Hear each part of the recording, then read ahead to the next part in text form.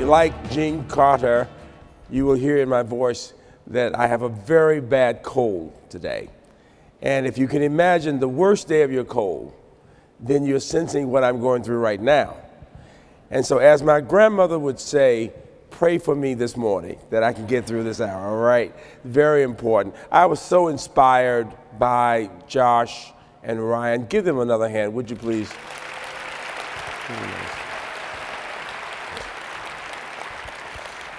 It is so important that we encourage young people to think about education. I just learned I have a niece and nephew who are here, and she is an educator in Atlanta. Nikki and Michael, where are you? Stand up, I want people to see you, wherever you are. Give them a hand, would you?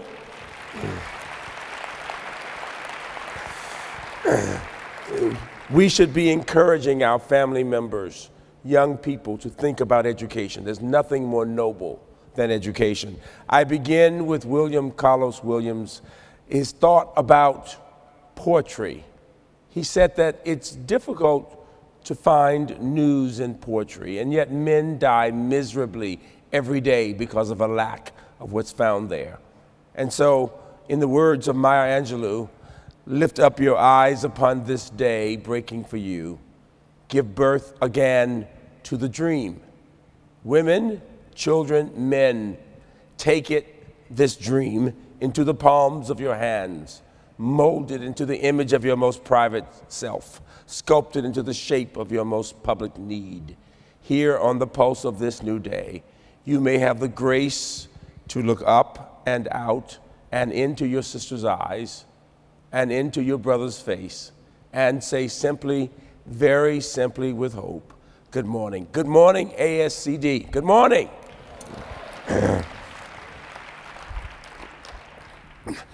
I'm going to have some fun with you today by talking about learning and our story, our time, and our future. 50 years ago, I had the privilege of marching with Dr. King as a child at age 12. I had been sitting in church in the middle of the week, and Dr. King said this: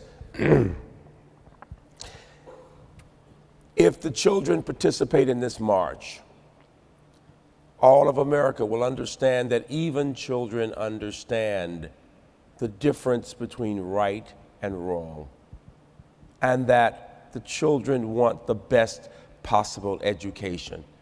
And he said, we must empower our children to speak for themselves. And I went home that night and I told my parents, I've got to go, I've got to participate in this march. And my parents immediately said, absolutely not. Years later, of course, I understood what they were saying. But here's the point. I did go, and it was a powerful experience. And I did learn that children can think for themselves, that if we empower them and give them the chance to show what they can do, all things are possible. And so my message today is that the way we think about ourselves, the language that we use, the way we interact with each other, the values that we hold will be so important we become like those things. Let me ask you a question. How many of you in the room are between the ages of 35 and 70? Raise your hands. I've got good news and bad news. Which one do you want first? The bad news is you're getting old. You're getting old. Get over it. But the good news is that you are the second best educated people in the world. If you're an American, you are the second best educated people in the world. Now, anybody in the room between 25 and 34? Okay, very good, young people. I've got good news and bad news. Which one do you want first? The bad news is you're not as smart as we are.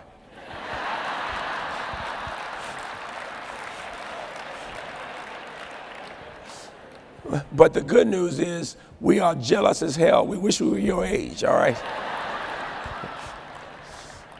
The point I'm making is that every generation was becoming better educated until recently.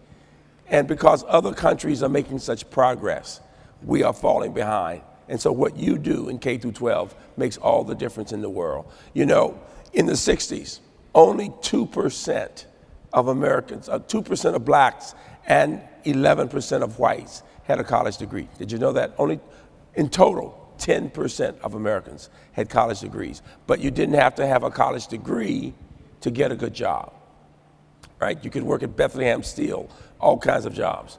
What percent of Americans today do you think have college degrees? What would you think? Any idea? What percent of Americans have college degrees? Somebody holler out. Let me hear. Somebody said 50. Anybody else? We just got to 30%. 30% of Americans have college degrees, okay? Now, let me ask you this. What percent of whites have college degrees? Let me hear, what'd you say? 60. Anybody else? Only 36% of whites. What percent of blacks? It's 19%. What percent of Hispanics? 14%. What percent of Asian Americans? I usually get 90, right? It's 55%, all right? But the point is this, when you put all those together, this is what I can tell you. 2/3 of Americans over 25 don't have college degrees. Now, when I say that to educated people, everybody says, well, that could be true. Everybody I know has a college degree, right? Duh. You know, educators are around educators, doctors around doctors, right? And so the point is, we don't realize that most people don't have that kind of training. And today, to get ahead, you need much more education. And so the real question becomes, what do we have to do to increase those numbers? Let me ask a question that will upset you. How many of you believe that there are many more brilliant Chinese and Indian children than American children? And it's very important for this group to understand this point. How many of you believe that there are many more brilliant Chinese and Indian children than American children? Most of you are saying, how could you say that? Don't you believe in your country? Our kids are as smart as anybody else, right? Well, it's not. It is a mathematical question. There are 1.3 billion Chinese, 1.1 billion Indians. You put those two together, you've got 2.4 billion people. The top 10% of any group will be very high achieving. And what is 10%? What is 10% of 2.4 billion? Who can tell me? Okay, ASCD, educators, what is it? 240 million, exactly. And how many Americans are there in total? 300, 310, right? So those two countries have almost as many high-achieving kids as we have people in general. You get the point? So we are a small country. What gives us strength is our creativity, is our innovation, is our diversity. Our diversity is a double-edged sword, a double-edged sword. We've got challenges on the one hand, but that diversity also leads to great creativity. And the question is, how do we harness that creativity and the innovation to make a difference? Now, if you look at the percent of our Americans who are majoring in science and engineering, you will see that the number of graduates is about 6% in total. 6%. In Europe, it's almost 12%. And in Asian countries, more than that. We need graduates in all these areas, and we especially need graduates in STEM. But it's important to say, when I talk about STEM, that does not take away from the importance of the arts and humanities and social sciences. We need both. We need both. It's very important. Very important. What I would tell you is this. How many of you in this room knew by the time you were in the 11th grade that you were either a math science type or a history and English type? Now, if I were to ask you how you knew that, most of you would say, well, I was just better in the other area. This is what I would suggest to you. Believe it or not, without even realizing it, so often we math teachers, for example, and I've taught math for 40 years, we can look at a kid and say with our eyes, I'll help you this year, but don't come back next year. Am I right? Am I right? Think about your teachers. You knew they sent you that message because if you didn't get it like this, people tended to think you were not going to get it. You know, my mother was an English teacher who became a math teacher. And she always told my teachers, don't be impressed because Freeman can get it like this that quickly. Because just as he can get it like that, he can forget it like that. And her point was, sometimes when somebody has to struggle with a problem or a concept, when they finally get it, they'll always have it. And so we Americans tend to think that speed means smart, as opposed to depth and taking one's time and even having to struggle with it. And so think about it, you as educators, it's very important. The other point is this. We Americans tend to think that math and science just are not for most people. How many of you in the room love to read? Let me see your hands if you love to read. Right. Now, how many of you love mathematics? Oh, this is a pretty nerdy group. I'm impressed. Very good. By the way, I come from a very nerdy campus. Math rocks on my campus. We have students from 150 countries, and math rocks. It does. But also theater rocks. I mean, the arts rock. But the point is this. My basketball team can read well, and they graduate. Give me a hand for that.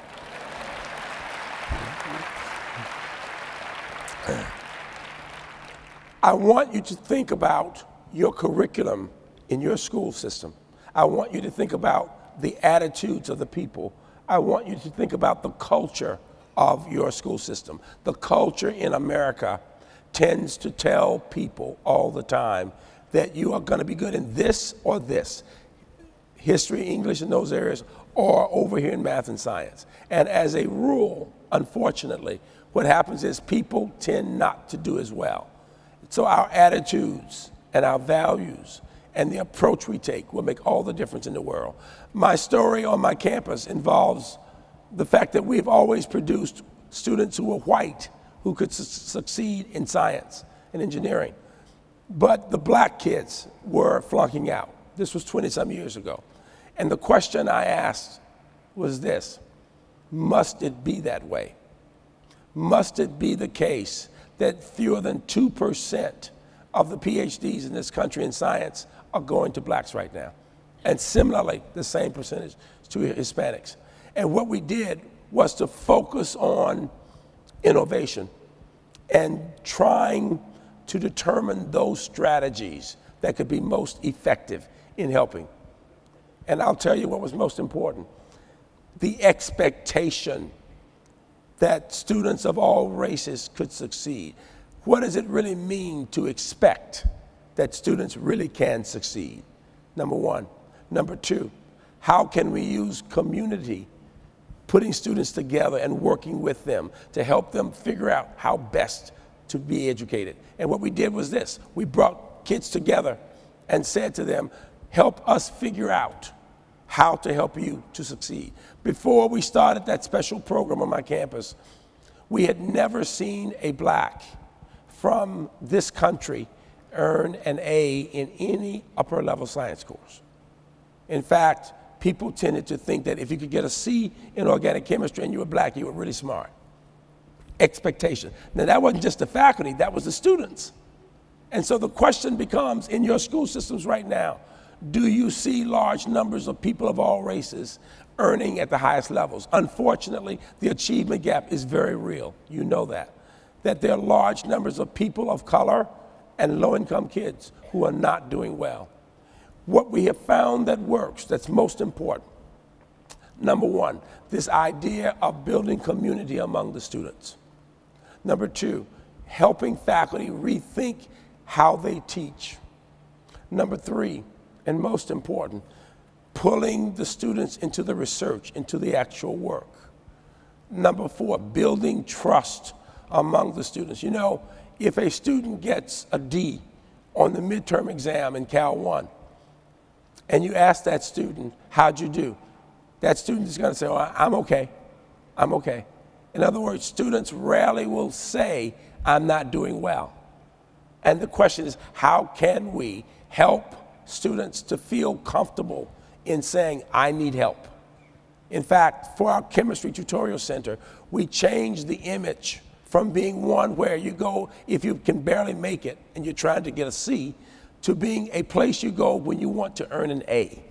In other words, get the best students going into tutoring, and then other students will come after that. Now, what was significant in the first years was some people thought it was unfair to focus on specific groups. They thought that you necessarily needed to make sure everybody did everything.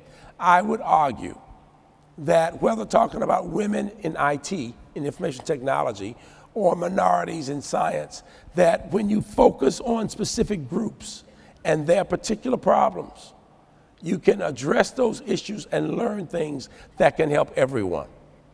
People, it's very important, very, very important. What is interesting is that, amazingly, people did not think we could create a climate in which minority students could do as well as my Indian and Chinese students, as my Russian students, as my best prepared white students, because they had never seen it.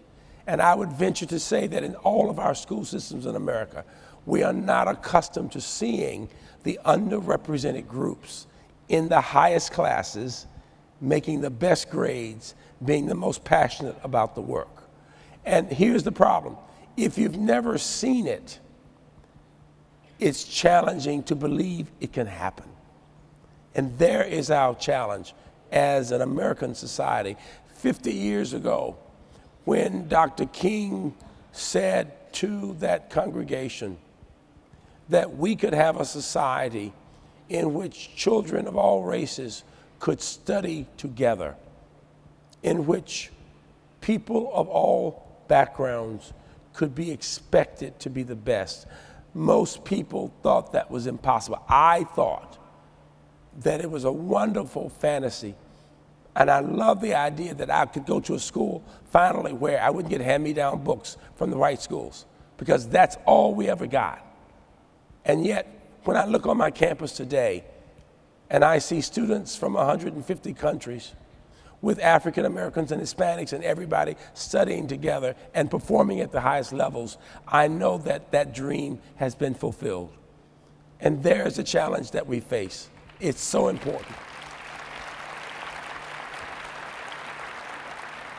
You know, our story, our time, our future. My mother grew up in a rural town in Alabama below Montgomery in Wetumpka, and she said that as a child, she had a choice of working in a cotton field or working in a wealthy home. And she wanted to see how rich people lived. And she said the defining quality of that home was that it had a library. And it was amazing to my mother because at that time there was no library for children of color. And the woman was kind enough to say to her, Maggie, when you finish your work, you can go and read in the library. And mother did just that. And finally the woman would say, take the book home, bring it back when you finish.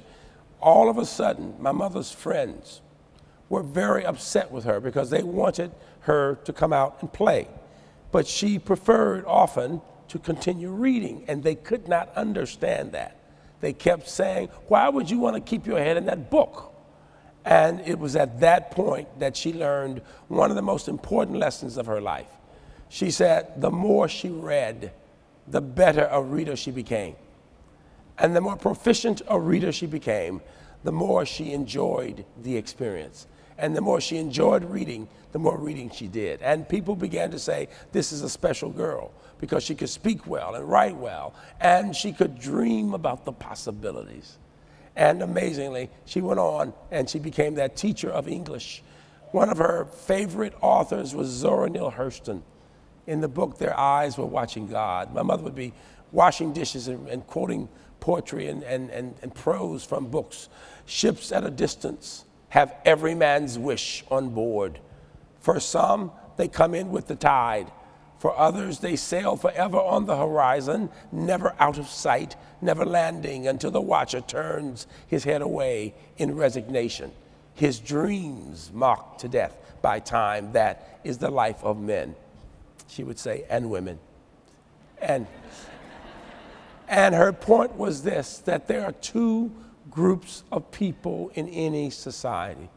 People whose dreams become reality, and people whose dreams are, in the words of Langston Hughes, forever deferred. And she always said the difference between the two groups was education, that education makes a difference. Where would anybody in this room be if you had not been blessed enough to get an education? How many of you in this room are the first in your family or first generation to go to college? Raise your hands, let me see. Give a hand for all of those first generation.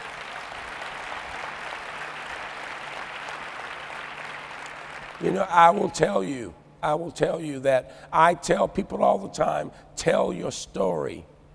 Tell people how you got to where you are today. Because young people have insecurities. They don't understand. All of us went through challenges to get to this point. And what is amazing to me is that so many Americans who are doing the best in our country are first in their families. And what happens is this, the first person goes to college and does well, comes out, can get a job, can have an apartment, can have a car. Other younger brothers and sisters follow behind that first person, other cousins, and that has been the evolution of the middle class. And so the inspiration that comes from our story leads us to our time. We're at a time in our country, in the world, where technology is more important than ever. You know, Kurzweil, the MIT professor, who is a futurist, says that by the year 2019, we will have these automated personalities all around us.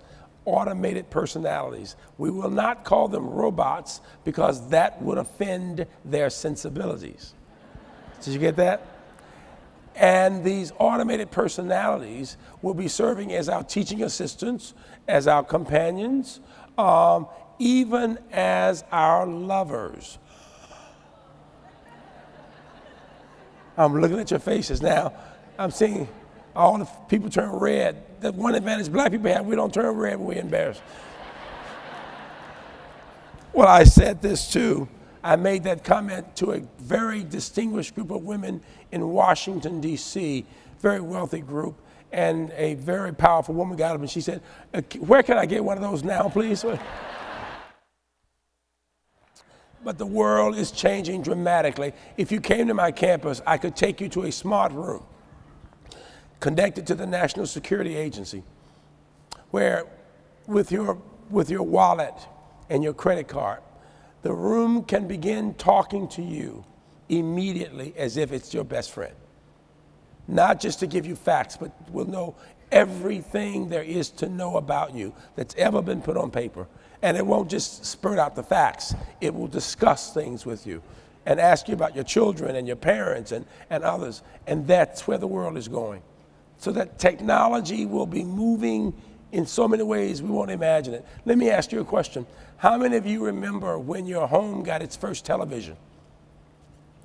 Now, there are people in the room saying, what do you mean? Didn't houses always have televisions? Watch this. How many of you can remember when your home got its first color television? And then there are young people in the room. My nephew and niece said, wasn't TV always in color? No, it was called black and white. Do you remember that? Right? All right. How many remember when you got your first computer? Mm-hmm. What about first PC? How many of you have iPhones or Blackberries right now? You know, it's amazing. You talk about our time and our future. When I was at Hampton, a futurist said to us in a lecture that the time would come when people would walk around with telephones. And I got up being Mr. Smart, and I was going to disprove him. And I actually came up with an equation that was maximizing the number of people who could have these phones, with the understanding that after a certain point you had to stop because all the lines, all the cords would be crossing. What was my problem? I was not thinking out of the box. It never occurred to me we could be talking about a wireless phone. If you think about it, 30 years ago, nobody had thought about the idea of a phone not being connected somewhere to a wall somewhere. And the point I'm making to you is this. As we think about educating our children for the rest of this century, we must think through how best to help them to use the technology as a tool rather than having that tool rule our lives. You know, you see the science fiction all the time that makes it seem that it is true. Computers are becoming increasingly smart. There's no doubt about that. We have human-centered computing on campus, and the computer can read your face to see when you're being sarcastic or when you're depressed. And so there's a blurring of the line between humanity and technology. We must prepare students to use the technology, but to be able also to control the technology. And what does that mean? It means beyond computer science, beyond technology.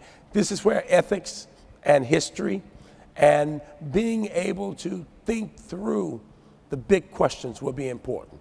If you were to ask me one skill that I would want every student to have coming to college, beyond reading, it would be the ability to ask good questions. Rabi, a Nobel laureate, said that when he was growing up in New York, all of his friends' parents would ask them at the end of a school day, "What did you learn in school today?" He said, "But not my Jewish mother." My Jewish mother would say, "Izzy, did you ask a good question today?" And that practice of encouraging his curiosity, as I heard Josh mention today, is what made him the thinker he became. And there is the challenge that we face. How do we create an environment in which we help students learn to not only ask good questions, but I would say to take ownership of their education? How many of you know in this room that many children in schools are actually bored in class every day? Raise your hands high, right? Let me see them. Yeah. The first way you solve a problem is by stating the problem. Somebody said, "Why would you say that, Freeman?" I said, "Well, I'm not blaming anybody. I'm just saying this is reality. We know that many kids are bored in school.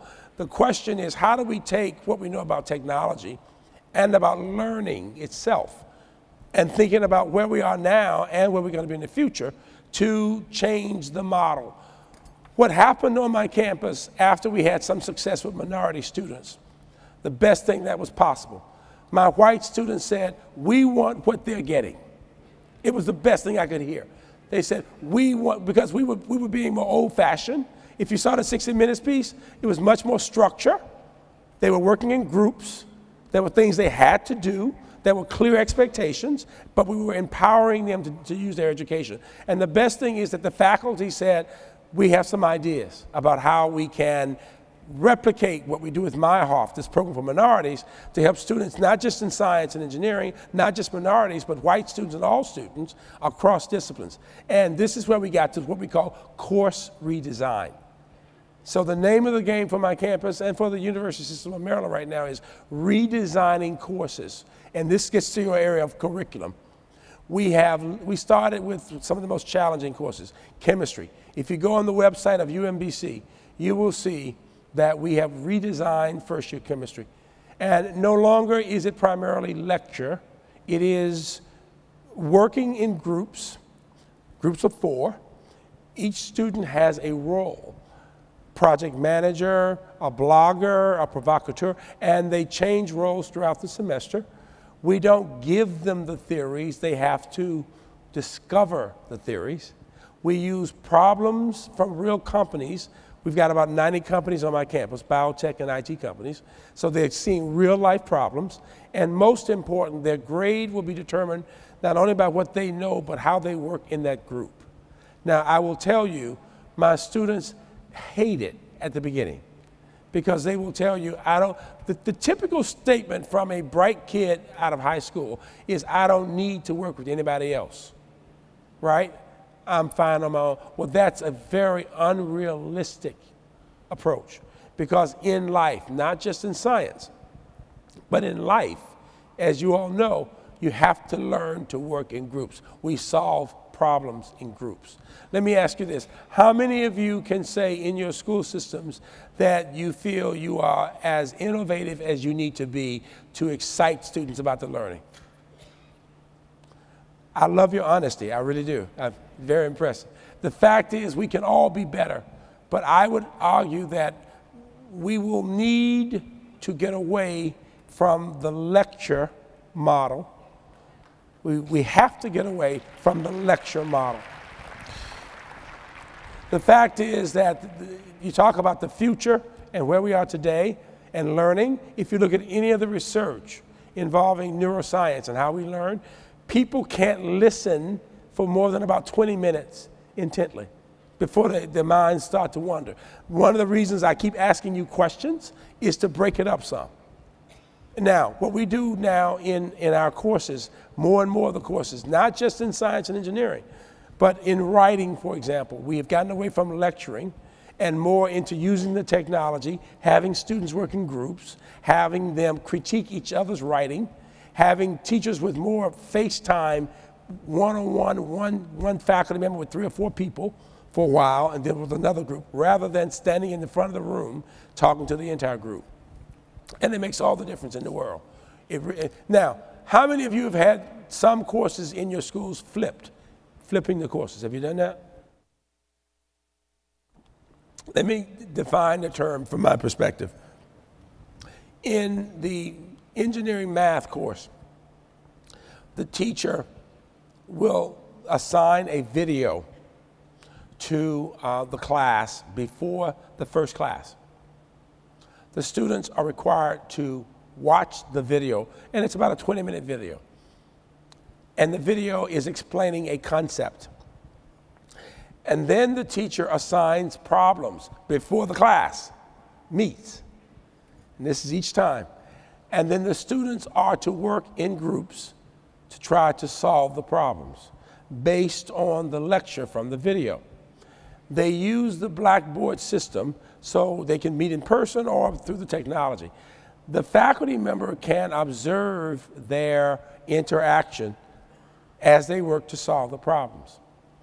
Based on what she sees in their problem solving, she can then prepare a 15 to 20-minute lecture that reaffirms what they have come to understand, and most important, that really begins to get into what they did not understand and the problems they could not do.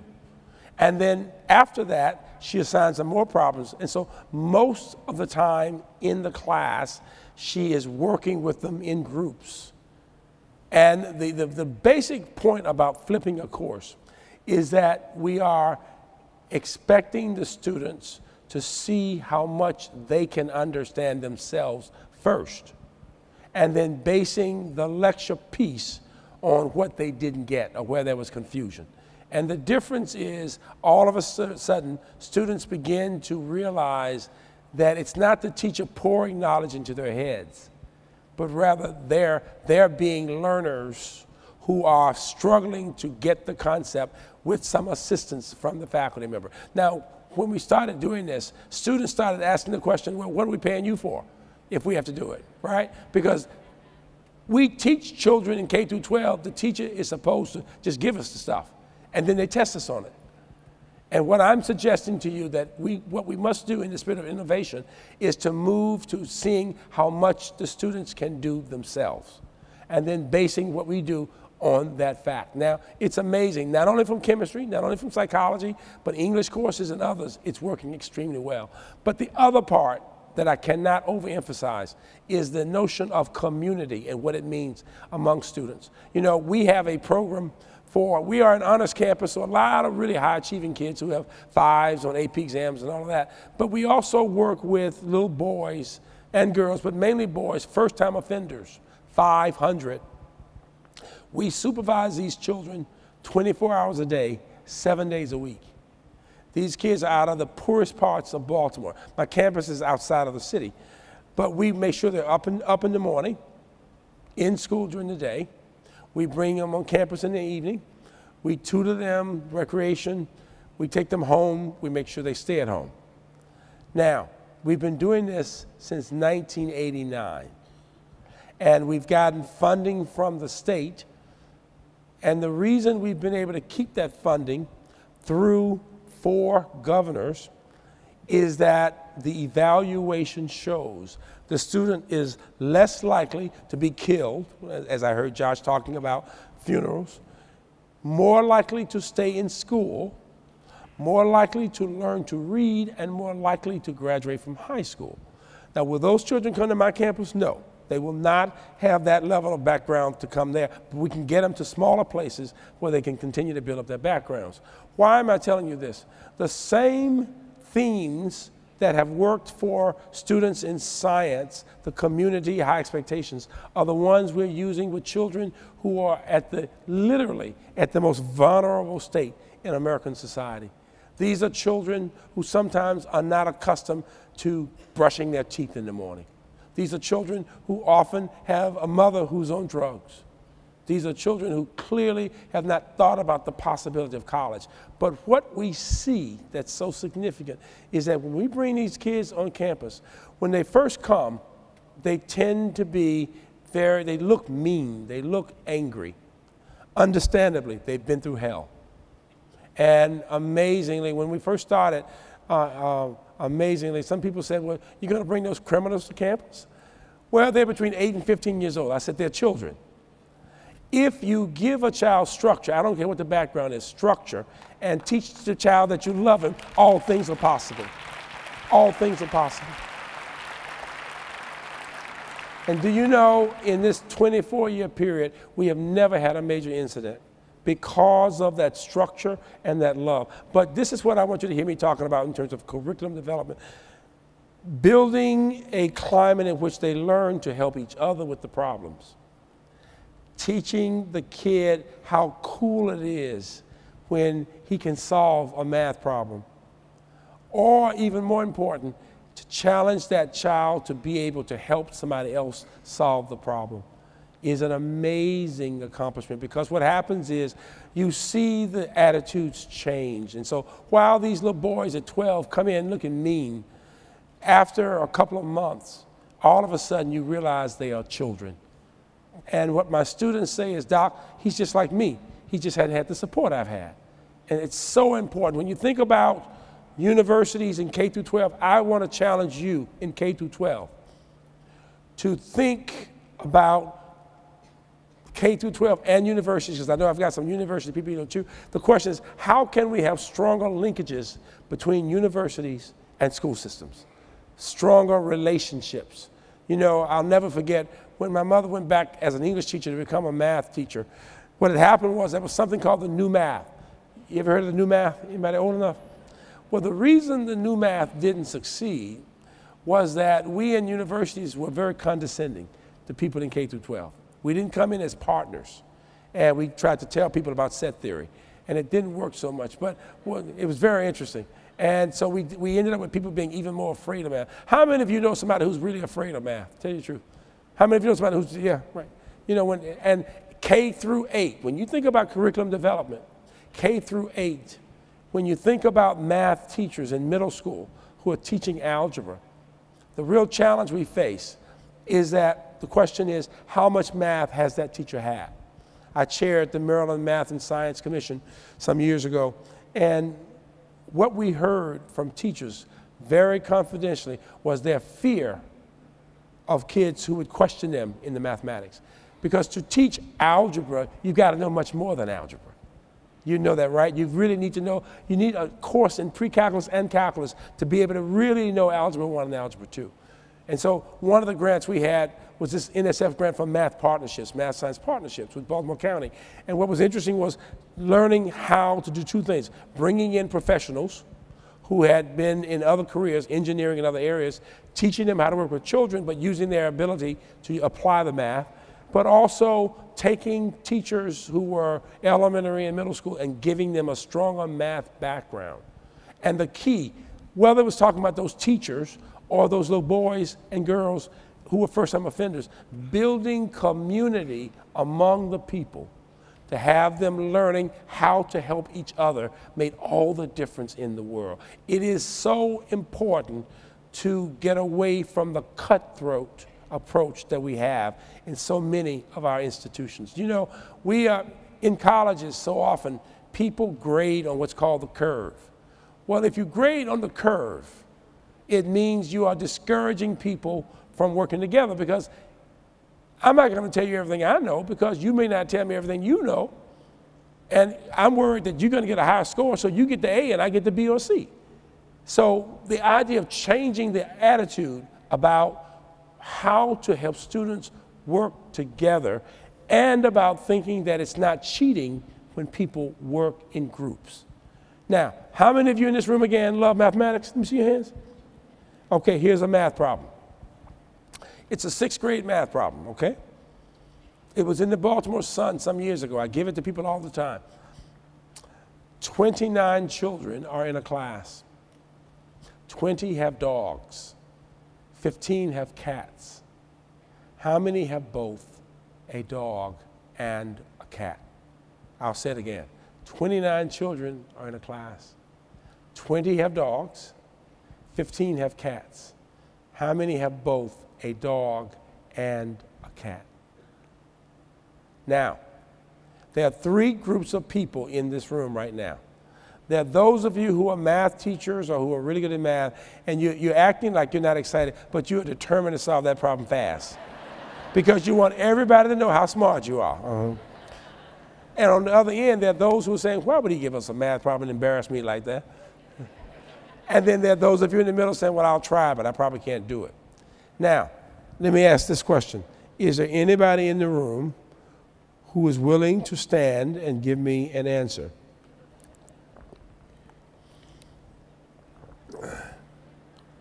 I see one hand on. Okay, now just first of all, give her applause. Him or her, whoever. I can't see. Keep standing. Now, before I watch this, and I'm doing this on several levels. Watch this. Suppose I told all of you that if somebody can solve it correctly, I will give you $10,000. Anybody else willing to try it? If you're willing to try it for $10,000, let me see your hand. Let me see your hand. Stand up. Stand up. Stand up. If you're willing to try it for the $10,000, stand up. Okay. Okay. Now keep standing. Keep standing.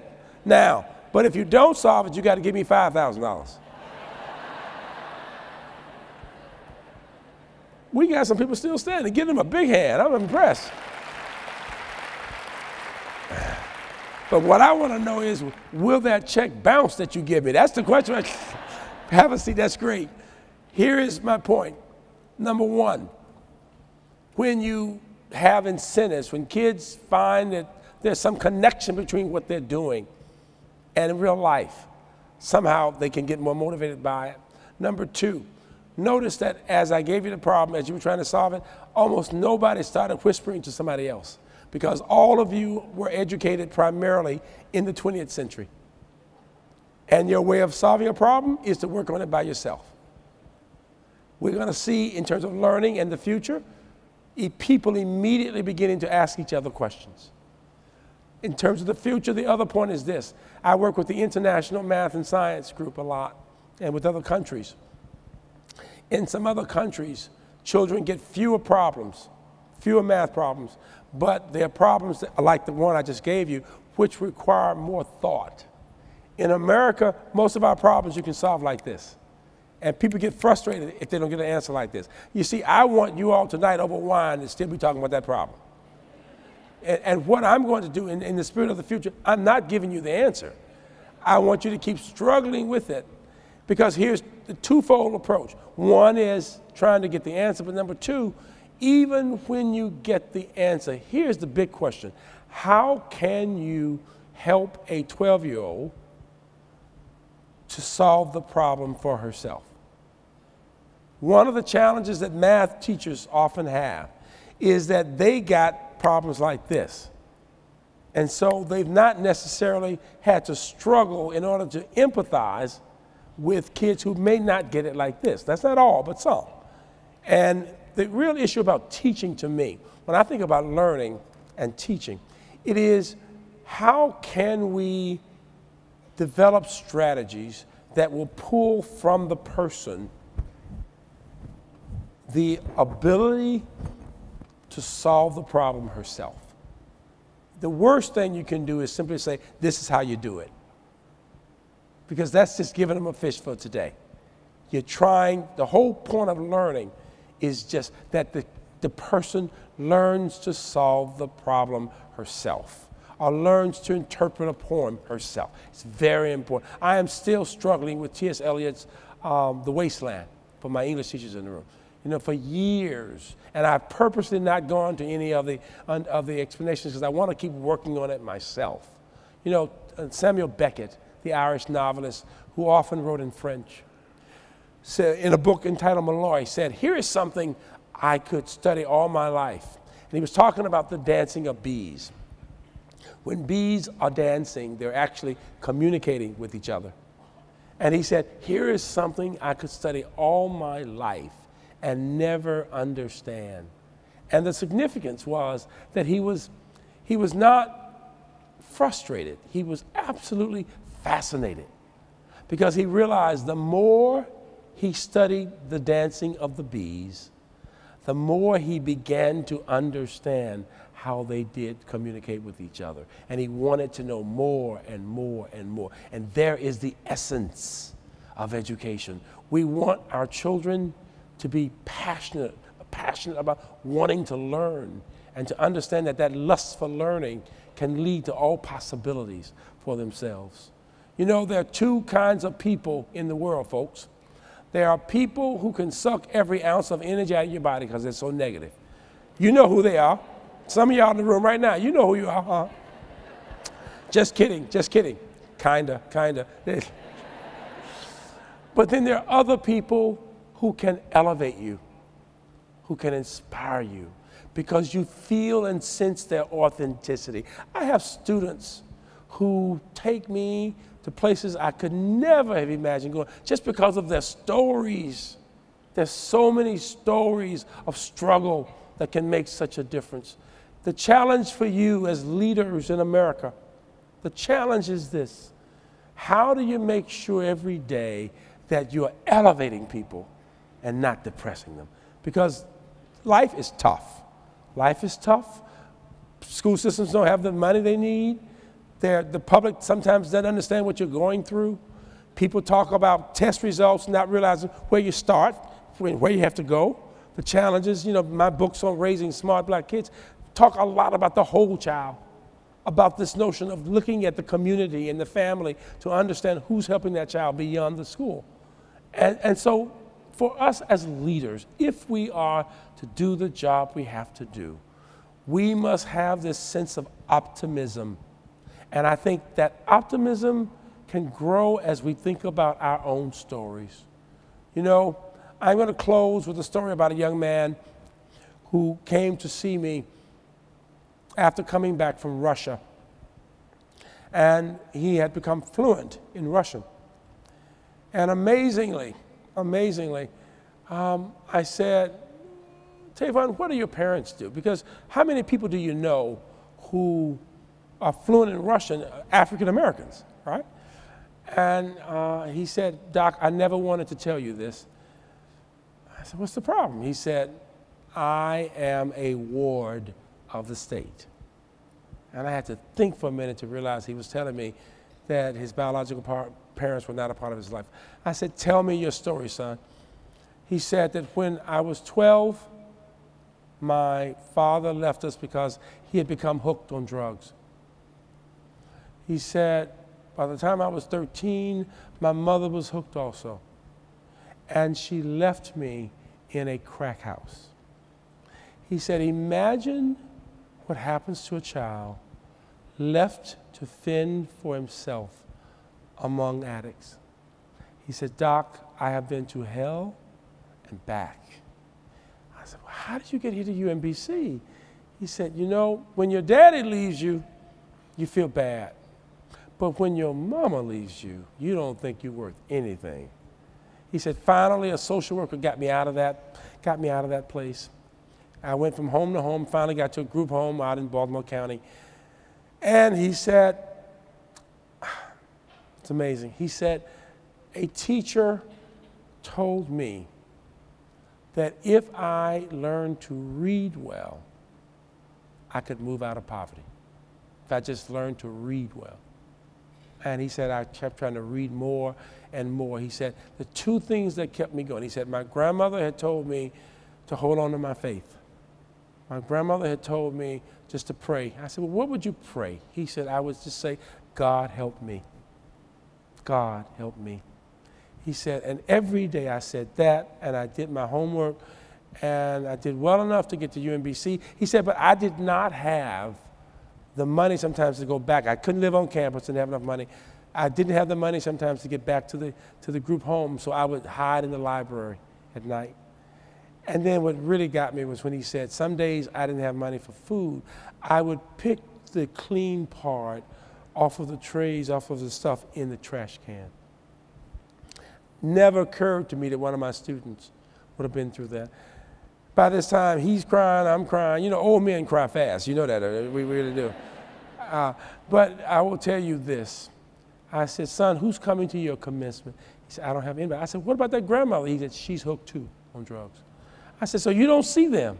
He says, you know what, Doc? Sometimes I will go to see them, but I never let them see me because I'm scared that whatever is inside of them that led to their being addicts, that I might have it inside of me too. And so I can't be around them. He says, but sometimes I just need to see somebody that I'm connected to. But amazingly, at his commencement, I'll never forget, in the middle of commencement, my mother, my deceased mother, you know, your mama talks to you even after she's dead. She still talks to you. Keep on living, you'll see what I'm saying, believe me. And it was as if my mama was saying, boy, get up and say something about Tavon. I mean, literally, I just felt it. I got up and I said, all of you here today have family because families make us who we are. But one of you here today is by himself. And I want you to let him know what you think about him. When I called his name, I said, Tavon is graduating with a 3.5 in Russian literature. And when he stood and they realized what I was saying, it was like a basketball game. Everybody to their feet, and he cried like a baby. Not a dry eye in the place, because they had always seen him as somebody who elevates people. He never told them his story. He kept pushing them up. He went on, Tavon got a Fulbright to go back to Russia. He's now finished a graduate degree from Princeton. He works for the State Department. He oversees, he will help children all over the world. Give Tavon a hand, would you please?